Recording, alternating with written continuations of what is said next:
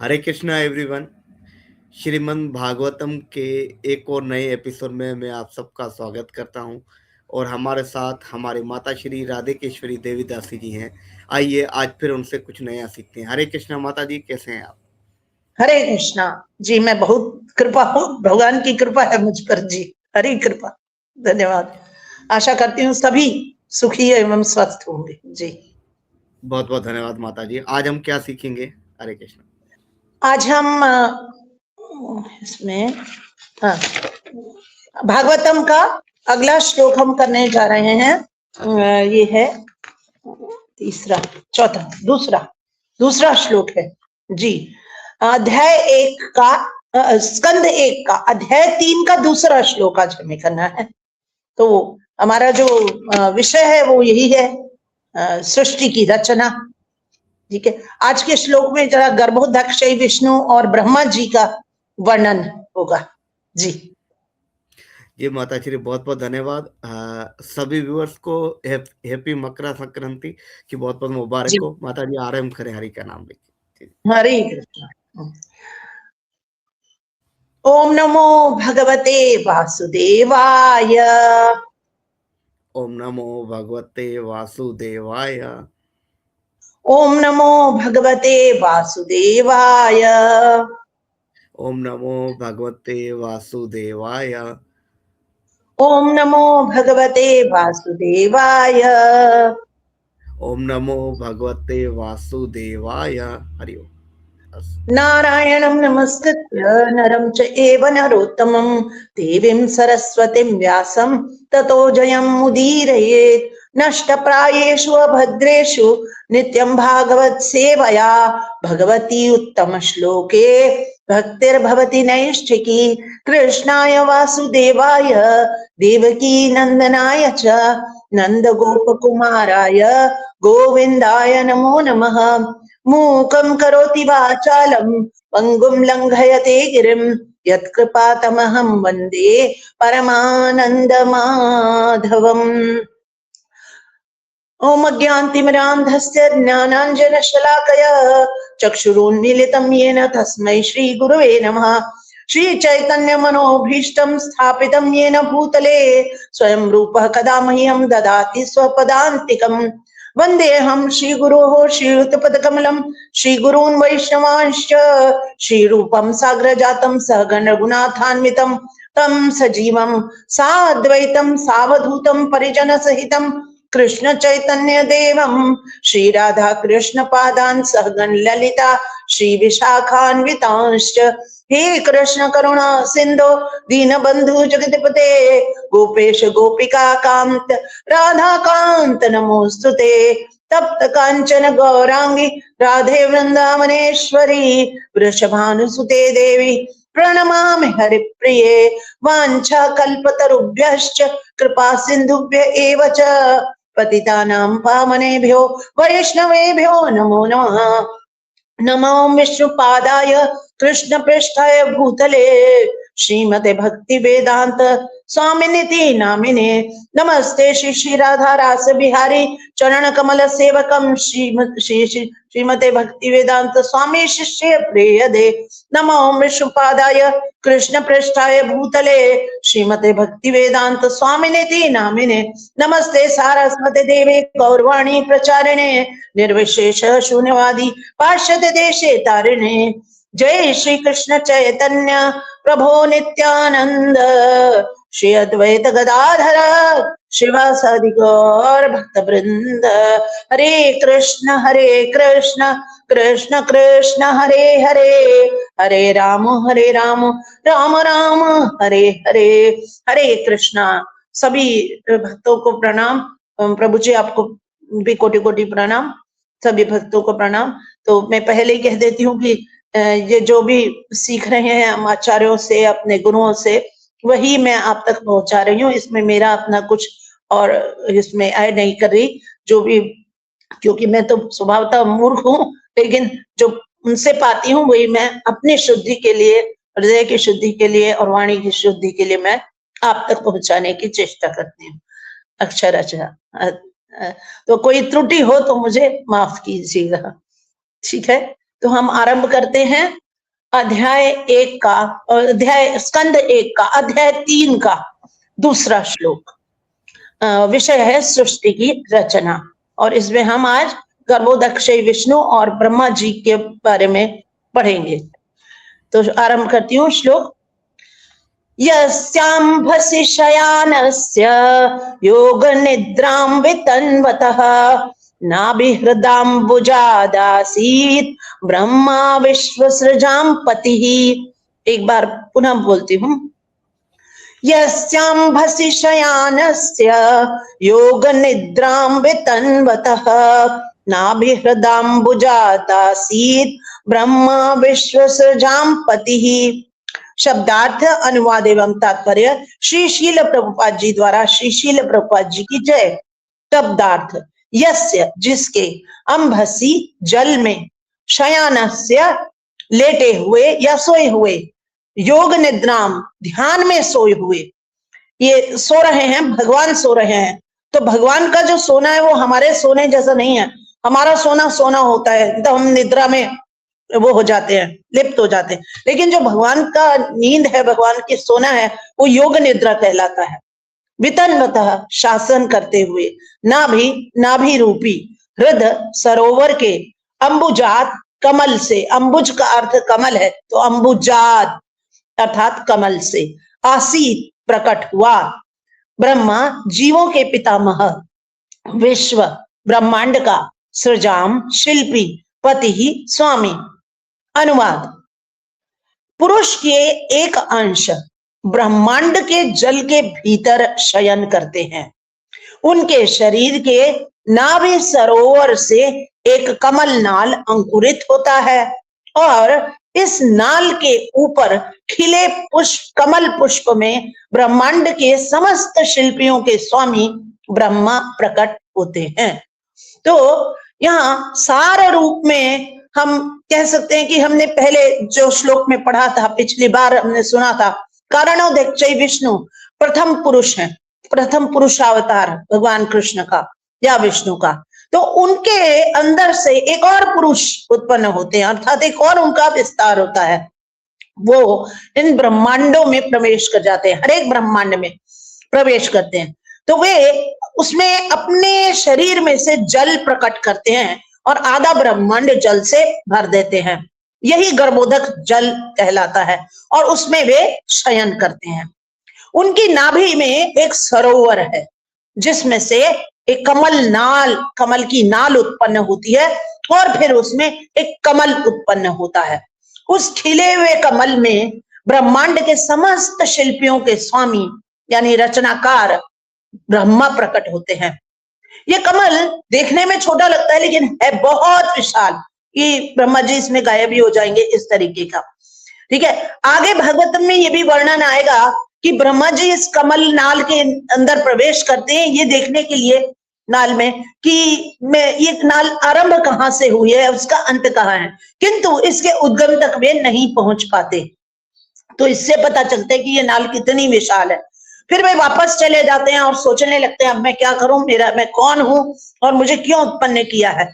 तब उन्हें जल में त और प शब्द सुनाई देते हैं और वे समझ जाते हैं कि उन्हें तपस्या करनी होगी। फिर वे तपस्या करते हैं और जब वे तपस्या करते हैं तो उनकी तपस्या से प्रसन्न होकर भगवान उन्हें दर्शन देते हैं। तो ये सब वर्णन आगे भी आएगा। तात्पर्य, प्रथम सारे देवी और देवता जो भी इस ब्रह्मांड का संचालन करने में लगे हैं ना, उनमें जो प्रमुख हैं वो ब्रह्मा जी हैं। प्रथम पुरुष कारणोदक्षय विष्णु हैं। उनके रोमकूपों से असंख्य ब्रह्मांड प्रकट होते हैं।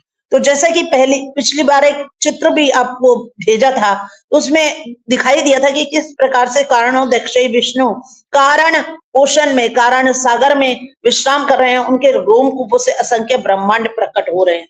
तो रोमकूप कितने हैं, हमारे शरीर में छिद्र कितने होते हैं, तो रोमकूप असंख्य हैं, तो असंख्य ब्रह्मांड वो प्रकट होते हैं। तो ये सारे ब्रह्मांड उन्हीं की उपज है। और यह पुरुष इन प्रत्येक ब्रह्मांड में गर्भोदक्षय विष्णु के रूप में प्रवेश कर जाते हैं। वे आधे ब्रह्मांड में लेटे हुए हैं और जो कि उनके शरीर के जल से भर जाता है। इन गर्भोदक्षय विष्णु की नाभि से एक कमलनाल निकलता है जो ब्रह्मा का जन्म स्थल है।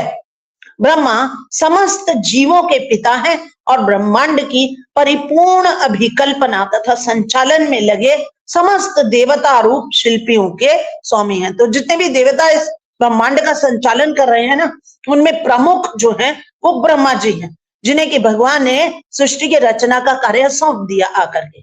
ठीक है, आगे चलते हैं। इस कमलनाल के भीतर ग्रह मंडल के 14 लोक हैं, जिनमें से पृथ्वी ग्रह तथा वैसे ही अन्य ग्रह मध्य में स्थित है। इसके ऊपर की ओर उत्तम ग्रह मंडल है और सबसे ऊपरी लोक ब्रह्मलोक या सत्यलोक कहलाता है। पृथ्वी ग्रह मंडल से नीचे की ओर 7 अधोलोक हैं, जिनमें असुर तथा दूसरे उन जैसे अन्य भौतिकवादी जीव निवास करते हैं। तो आज आपको कोई फिर से चित्र भेजा जाएगा, तो उसे बड़े ध्यान से आप लोग देखिएगा, तो उसमें आपको ये नजर आएगा कि इस कमलनाल के बिल्कुल बीच में भूरलोक यानी ये पृथ्वी लोक, तो भूरलोक यानी पृथ्वी लोक है। और ऊपर फिर 6 लोक है, भूवर, स्वर, महर, जन, तप और सत्य। जैसे गायत्री मंत्र का उच्चारण करते हैं तो कहते हैं ओम भूर भवः स्वः। तो भूर हो गया पृथ्वी, भूर भुवः, फिर ऊपर भूवर लोक, स्वः स्वर, यहाँ स्वर्ग लोक, स्वर यानी स्वर्ग लोक है, फिर महर लोक, जन लोक, तप लोक और फिर सत्य लोक। सत्य लोक को ब्रह्म या ब्रह्मा का लोक भी कहते हैं। भूवर लोक जो है वो भूत प्रेतों और पिशाचों का लोक है। स्वर यानी स्वर्ग लोक देवताओं का लोक है। महर लोक बेगुमुनि और प्रजापतियों का लोक है। जन लोक अन्य प्रजापतियों का लोक है। तप लोक 4 कुमार सनक सनंदन इत्यादि और कुछ ऋषियों और मुनियों का लोक है। सत्य लोक ब्रह्मा जी का घर है। भूर लोक यानी पृथ्वी के नीचे, तो ये लोग तो हो गए पृथ्वी के ऊपर, यानी ये 6 लोग। अब पृथ्वी के नीचे ये 7 लोक हैं। कौन से? अतल, वितल, सुतल, तलातल, महातल, रसातल और अंत में पाताल। तो इनमें अलग अलग तरीके के राक्षस रहते हैं। सुतल लोक में बलि महाराज रहते हैं और मय दानव तलातल में रहते हैं। फिर नाग जैसे कि वासुकी इत्यादि ये महातल में और दैत्य रसातल में। इन सबके नीचे 28 यानी जैसे पाताल लोक हो गया तो उसके नीचे 28 प्रकार के नरक हैं, जहां सभी पापी आत्माओं को भेज दिया जाता है सजा भुगतने के लिए। अब अगर सामान्य लोगों को ये सब बताएंगे तो ये उनकी समझ से बाहर होगा और शायद वे उस पर विश्वास भी न करें, और विश्वास नहीं करते इसीलिए वे पाप कृत्यों में उलझ जाते हैं और जिसके कारण उनको फिर नरक में तरह तरह की यातनाएं भोगनी पड़ती हैं। और शायद वो इन बातों पर भी यकीन नहीं करते कि उन्हें जो है मृत्यु के बाद एक शरीर प्रदान किया जाता है जिसमें उनको यातनाएं भोगनी पड़ती हैं। आगे चलते हैं। गर्भोदक्षयी विष्णु से क्षीरोदक्षयी विष्णु का विस्तार होता है, जो समस्त जीवों के सामूहिक परमात्मा हैं। वे श्री हरि कहलाते हैं और उन्हीं से ब्रह्मांड के सभी अवतारों का विस्तार होता है। अब जो गर्भोदक्षयी विष्णु हैं उनका विस्तार है क्षीरोदक्षयी विष्णु, और ये समस्त जीवों के परमात्मा हैं। अर्थात देखिए प्रत्येक ब्रह्मांड में तो पहुंच गए। जो कारणोदक्षयी के विष्णु के विस्तार गर्भोदक्षयी विष्णु वो प्रत्येक ब्रह्मांड में पहुंच गए, उन्होंने ब्रह्मांड का संचालन आरंभ कर दिया। अब उस ब्रह्मांड में जीव तरह तरह के जीवों की चराचर सबकी उत्पत्ति हो गई, तो उन सबको भी चलायमान करना है। बेशक से वे चर हो या अचर हो, चर भी पदार्थ तो है ना, अणु है, ठीक है। तो उन सब में जो है विस्तार करके फिर से अब गर्भोदक्षयी विष्णु का विस्तार क्षीरोदक्षयी विष्णु, वे समस्त जीवों के परमात्मा है, चर अचर सब जगह में व्याप्त हैं।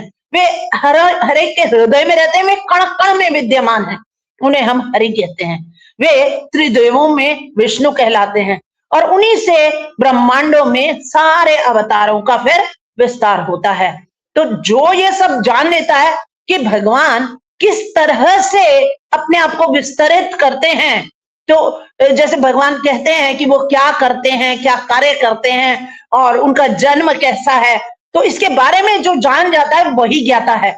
ठीक है। भगवत गीता में 4.9 में भगवान कहते हैं, जन्म कर्म च मे दिव्यम यो मे वेत्ति तत्वतः त्यक्त्वा देहम पुनर्जन्म नैति मामेति स्वार्जुन। तो ऐसा व्यक्ति जो मेरे दिव्य जन्म और कर्म के विषय में इतना कुछ जान लेता है, तो वो इस जन्म और मृत्यु के चक्र से मुक्त हो जाता है और मेरे पास आ जाता है और दोबारा उसे जन्म नहीं लेना पड़ता। तो अब ये तो निश्चित ही है कि हमने और आप सबने जिसने भी भगवान के कार्यों के बारे में जान लिया, सुन लिया है, अब यहाँ हम बोल रहे हैं तो सुन ही लिया है, तो हमें दोबारा जन्म तो नहीं लेना पड़ेगा, क्योंकि अगर हम ये समझ गए हैं तो हमें दोबारा जन्म नहीं लेना पड़ेगा, क्योंकि दोबारा जन्म भी किस योनि में हो ये नहीं पता। ठीक है, तो अतएव निष्कर्ष यह है कि पुरुष अवतार 3 रूपों में प्रकट होते हैं। पहले कारणोदक्षय विष्णु जो महत तत्वों में समग्र भौतिक तत्वों को उत्पन्न करते हैं। दूसरे हो गए गर्भोदक्षय विष्णु जो प्रत्येक ब्रह्मांड में प्रवेश करते हैं। और तीसरे हो गए क्षीरोदक्षय विष्णु जो प्रत्येक भौतिक पदार्थ चाहे वो चेतन है या जड़, इन सबके परमात्मा है। तो जो व्यक्ति श्री भगवान के इन पूर्ण रूपों को जानता है वह ईश्वर को ठीक प्रकार से समझता है और इस प्रकार का ज्ञाता जन्म मृत्यु जरा व्याधि की भौतिक स्थितियों से मुक्त हो जाता है, जैसा कि हमने अभी पढ़ा श्रीमद् भगवत गीता में 4.9 में इसकी पुष्टि हुई। इस श्लोक में महाविष्णु के विषय में सारांश दिया गया है। महाविष्णु अर्थात कारणोदक्षय विष्णु अपनी मुक्त इच्छा से आध्यात्मिक आकाश के कुछ भाग में लेटे रहते हैं। इस प्रकार वे कारण सागर में लेटे हुए प्रकृति पर दृष्टिपात करते हैं, जिससे तुरंत महत तत्व की सृष्टि होती है।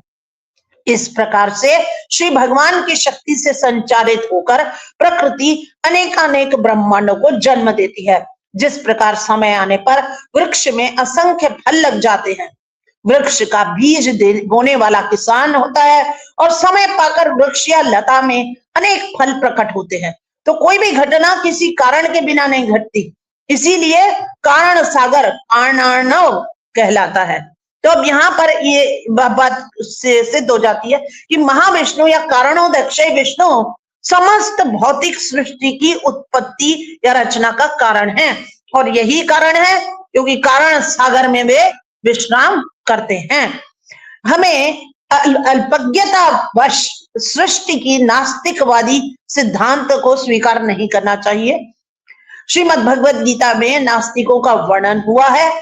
नास्तिक सृष्टा पर विश्वास नहीं करता, किंतु वह सृष्टि को समझाने का कोई अच्छा सिद्धांत भी प्रस्तुत नहीं कर पाता। तो श्रीमद् भगवत गीता में नास्तिकों का वर्णन हुआ है, अवजानन्ति मां मूढ़ाम मानुषिम तनुमाश्रिता कहा है ऐसा। तो नास्तिक को ये सब अगर हम बताएंगे ये सब बातें, तो वो हमसे पूछेगा कौन भगवान, कहाँ है भगवान, कैसे वो मानेगा ही नहीं कि इस भौतिक सृष्टि को उत्पत्ति जो है उसका कारण, उत्पत्ति का कारण भगवान ही है। वो तो कहेगा वही नहीं कि वो बिग बैंग थ्योरी में विश्वास करेगा नहीं, वो एक हुआ था विस्फोट और उस विस्फोट से सब कुछ उत्पन्न हो गया। अब बताइए एक विस्फोट से कैसे चलायमान सृष्टि उत्पन्न हो सकती है? ऐसा तो हो ही नहीं सकता कि निर्जीव से जीव कैसे प्रकट हो गया। तो ऐसा ही कहेगा वो कि सृष्टि तो अपने आप ही उत्पन्न हुई है, जैसे बिग बैंग थ्योरी इत्यादि। लेकिन ऐसा वास्तव में है ही नहीं, क्योंकि निर्जीव चीज किसी भी जीवित चीज को प्रकट नहीं कर सकती। तो भौतिक प्रकृति में पुरुष के बिना सृजन करने की शक्ति नहीं है। इसी प्रकार जिस प्रकार की प्रकृति अर्थात स्त्री पुरुष के बिना अर्थात नर से संबंध स्थापित किए बिना शिशु उत्पन्न नहीं कर सकती। पुरुष गर्भाधान करता है और प्रकृति प्रसव करती है। जिस प्रकार बकरे के गले में लगी मांसल थैलियों से दूध की आशा नहीं की जा सकती, यद्यपि वे स्तन जैसी लगती हैं, उसी प्रकार हमें भौतिक तत्वों में से किसी भी प्रकार की सृजनात्मक सृष्टि की या सृजनात्मक शक्ति की आशा नहीं करनी चाहिए। हमें पुरुष की शक्ति में विश्वास करना चाहिए जो प्रकृति का गर्भाधान करने वाले हैं।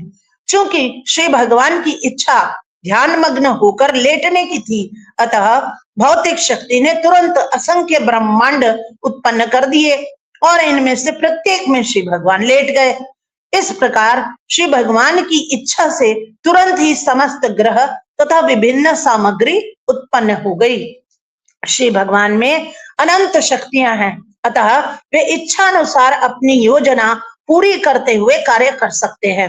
यद्यपि वे स्वयं कुछ नहीं करते, कोई न तो उनके तुल्य है न उनसे बढ़कर, यही वेदों का निर्णय है। तो ये ठीक बात है कि वैसे जैसे मान लीजिए एक स्त्री है, अब वो अपने आप से तो गर्भवती होगी नहीं, बिना पुरुष के वो संतान उत्पन्न कर ही नहीं सकती। ठीक उसी प्रकार से ये प्रकृति भी महाविष्णु के बिना कोई रचना नहीं कर सकती अपने आप से। तो भगवान ने सृष्टि को उत्पन्न करने के लिए लेकिन भगवान को ये बात है कि इस सृष्टि को उत्पन्न करने के लिए हम भौतिक जंतुओं के समान किसी स्त्री की आवश्यकता नहीं पड़ती। वे केवल प्रकृति पर दृष्टिपात करते हैं, यानी नजरों से उन्हें देखते हैं और उसे फिर वे इसी तरह से नजरों से देखकर दृष्टिपात करके उसे वे गर्भस्थ कर देते हैं। जैसे बकरे के गले में मांस की थैलियां लटकी होती हैं, लेकिन उनमें दूध नहीं आता, तो इसी प्रकार केवल भौतिक तत्वों की सृष्टि से ही, भौतिक तत्वों से सृष्टि नहीं रची जा सकती। तो इसी प्रकार प्रकृति जो है वो स्वयं गर्भवती होकर के सृष्टि नहीं कर सकती। भगवान की दृष्टि की शक्ति आवश्यक है उसे गर्भवती करने के लिए। न तस्य कार्यम च विद्यते, यद्यपि भगवान के लिए करने के लिए कोई कार्य नहीं है, किंतु भगवान फिर भी जो है ये कार्य करते हैं। क्यों? वो अपना नियत कर्म करते हैं, क्योंकि वो कहते हैं अपना यदि वे नियत कर्म नहीं करेंगे तो लोग इसका गलत उदाहरण देंगे। तो लोगों को सही उदाहरण देने के लिए भगवान जो है अपना कार्य करते हैं। भगवत गीता में जैसा कि कहा गया है 3.22 में, न मे पार्थास्ति कर्तव्यम त्रिषु लोकेषु किंचन नानवाप्तम अवाप्तव्यम वर्त एव च कर्मणि। हे प्रथा पुत्र, तीनों लोकों में मेरे लिए कोई भी कर्म नियत नहीं है, न मुझे किसी वस्तु का अभाव है और न आवश्यकता है। ऑब्वियसली वो तो एक प्रोप्राइटर है, सारे जगत के स्वामी, तो उन्हें किस चीज की कमी और क्या आवश्यकता। तो भी मैं नियत कर्म करने में तत्पर रहता हूं, भगवान ऐसा कहते हैं। ऐसा वे लोगों को सही उदाहरण देने के लिए करते हैं। और फिर भगवत गीता में 3.23 में इसकी पुष्टि करते हुए कहते हैं, यदि हे हम न वर्ते हम जातु कर्मणि अतेन्द्रितः मम वर्तम अनुवर्तन्ते मनुष्याः पार्थ सर्वशः, कि मैं जैसा बर्ताव करूंगा बाकी लोग भी वैसा ही करेंगे। तो इसी कारण से जो उनकी इच्छा होती है उसी हिसाब से वो कार्य करते हैं। स्वयं कुछ भी नहीं करते, लेकिन फिर भी ना ही कोई उनके तुल्य है, वे करवाते हैं सब कुछ। तो उनके तुल्य, उनके समान कोई नहीं है, उनसे बढ़कर भी कोई नहीं है। क्यों? वे संपूर्ण हैं, वे स्वराट हैं। ठीक है, उनकी इच्छा अनुसार सब कुछ अपने आप हो जाता है, घटित हो जाता है।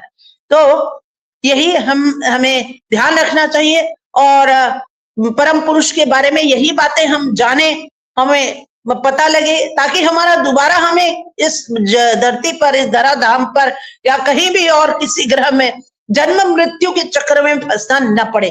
तो यदि भगवान को जान जाते हैं, हम उनके कर्म को जान जाते हैं, उनके दिव्य जन्म को जान जाते हैं, उनके कार्य को जान लेते हैं हम, तो हम बहुत जो है इसमें अपना मोक्ष प्राप्त कर सकते हैं। हम जो है दोबारा हमें मृत्यु और जन्म की इस चक्र में घूमना नहीं पड़ेगा, क्योंकि इसमें जरा व्याधि जैसी चीजें भी हैं जिसका सामना हमें नहीं करना पड़ेगा। तो यही कहते हुए मैं अपनी वाणी को विराम देती हूँ। बहुत बहुत शुक्रिया, धन्यवाद प्रभु जी। हरे कृष्णा, बहुत बहुत धन्यवाद आपका जी। हरे कृष्ण माता श्री, बहुत बहुत धन्यवाद। बहुत ही अच्छा, बहुत ही इंटरेस्टिंग सेशन था, तो बहुत बहुत धन्यवाद आपको माता श्री, और बहुत ही अच्छे से आपने एक्सप्लेन किया, इसके लिए तहे दिल से धन्यवाद। उसी वही वाणी में बोलती हूँ, बस जो सुनती हूँ वही प्रसारित कर देती हूँ जी। जी माता जी, हरे कृष्ण। जी जी, माँ मंत्र के साथ अपने दोस्तों के लिए जो गलत नदी दिखला हो तो हम महामंत्र के साथ करते हैं। हरे कृष्ण कृष्ण कृष्ण हरे हरे, हरे राम राम राम हरे हरे, हरे कृष्ण। सभी भक्तों को प्रणाम। और जो यदि आपके प्रश्न हो इस विषय पर तो अवश्य बोलिए जी। बहुत बहुत धन्यवाद।